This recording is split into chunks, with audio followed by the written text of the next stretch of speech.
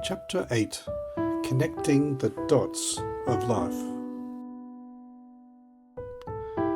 So many wonderful things have changed since my retirement. But when I did retire, I didn't have much in mind. I hadn't really organised to travel or had any big ideas to develop. A couple of years previous to that my wife had died, her clothes are still there in a wardrobe, untouched. I'm not a psycho, probably just uninspired to end that part of my life. If I don't throw her things away, it doesn't create the anxiety that everything has ended, and continues to feel, though not to believe, that she could just walk in and make the sun shine again in my life. Even though I was trying to realign my life, there were other parts of me that are always avoiding things. So I focused on the attic that hadn't been cleaned in decades. It was layers of years of dust over sketches, notes, university papers, and God knows what. Besides the dust and previous remnants of mice infestations over the years, it was all there, my life, played out in boxes and folders, like a very detailed and involved eulogy. I dived into it.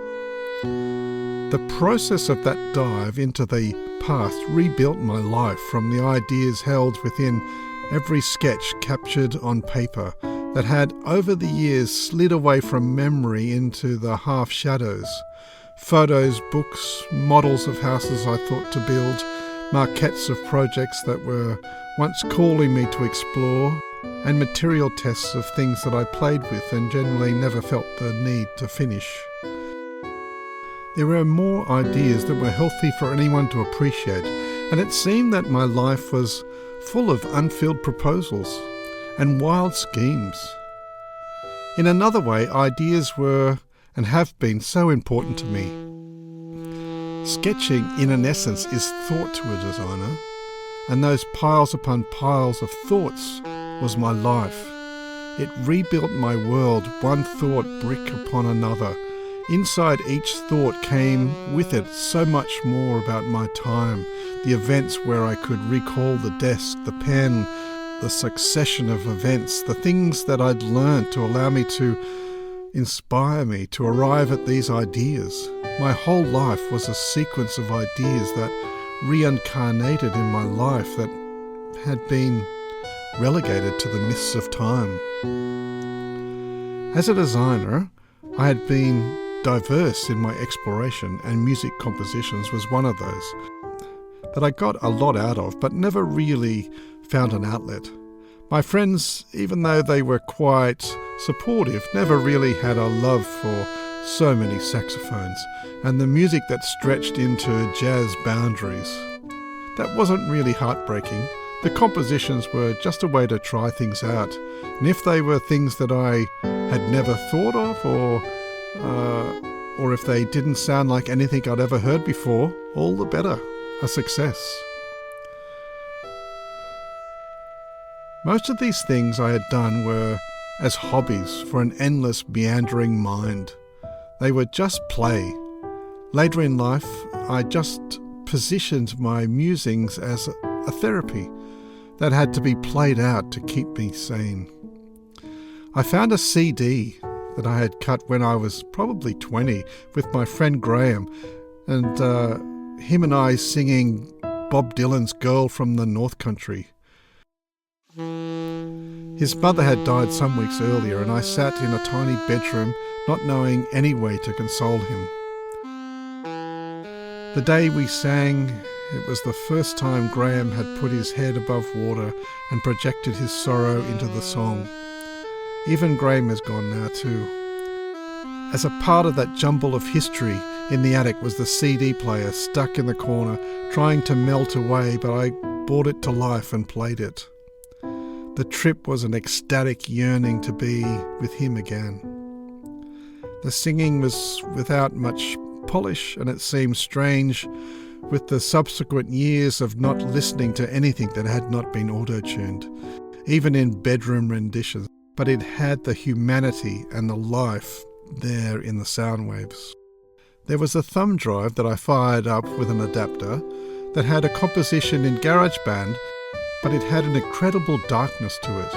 I remember it was at a time when my wife was diagnosed and the devastating lack of things that they could do, and gave her 3 months to live. Of all the things that medicine could do, for her particular obscure disease, her sickness had gone too far. There was nothing they could do. I sat alone in that dirty space and viewed one of the most devastating times of my life, and starting to feel the loneliness crashing around me. The piece of music was called Painting Without Yellow and Red. It was hard to listen to, as that weight of watching her struggle with life was so hard, and not having anything much to do for this woman who had made my life bearable. She had little respite till the end, when I felt it was better for her to be free from the pain than to perpetuate our dream that was our lives.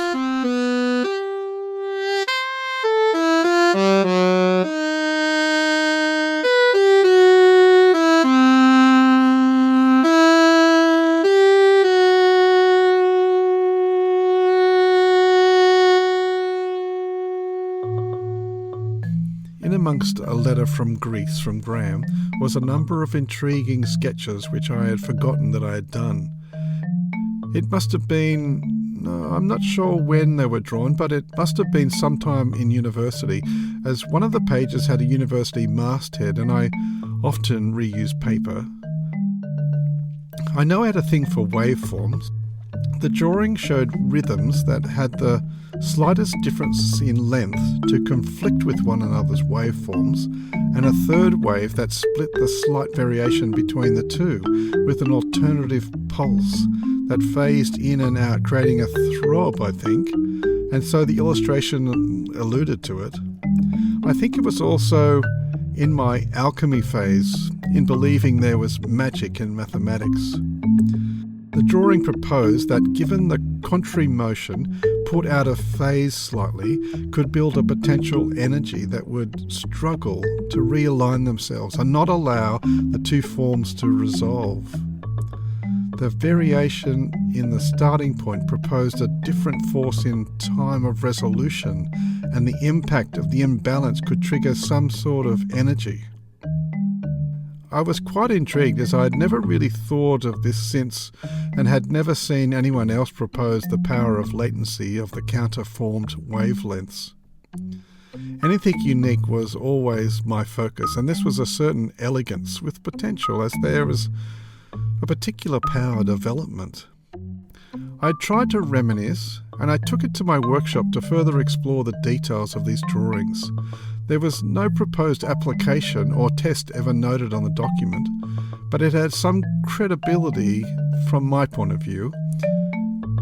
It was probably a lack of technology in those times to be able to produce or to control the opposing direction waveforms, and certainly no way to contain the power if it was generated. I had a good working knowledge of lasers and production, and went down to the workshop to muse over ways that these sketches could, with advances in technology, to test out the premise. To produce the energy in opposing direct counter-travelling waves would need to be on a continual loop, so that the phasing of moving in and out of a sort of harmony into tension and then back again. I was intrigued as to what form energy might take. I decided to make a simple glass-mirrored prism and introduce the three waveforms in targeted wavelengths going in counter movements. The mirrored 8-sided prism looked like one of those rides in Luna Park where you stood on the round room which was spun and centrifugally stuck to the walls. But the walls didn't move in this experiment. Everything inside the model of the room seemed to move.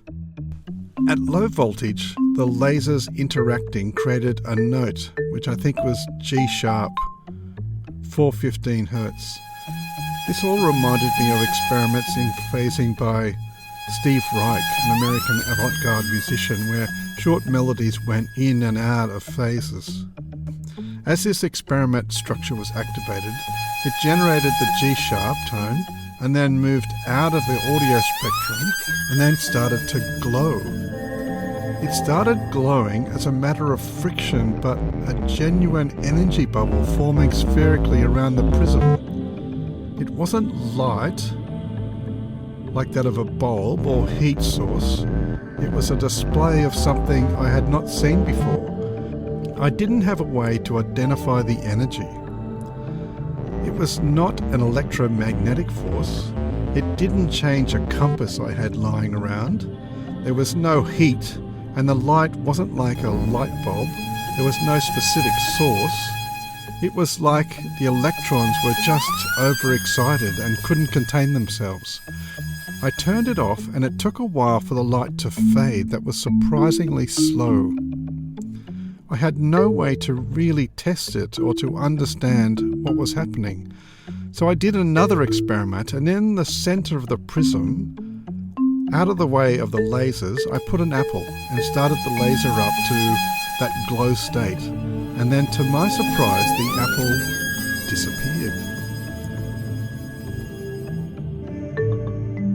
I immediately stopped the machine to investigate, and to my even greater surprise, a full minute later, as I had finished scratching my head, the glow reignited slowly at first, and then to its full glow without the machine on. And as it faded, there was the apple. The same one. Holy crap.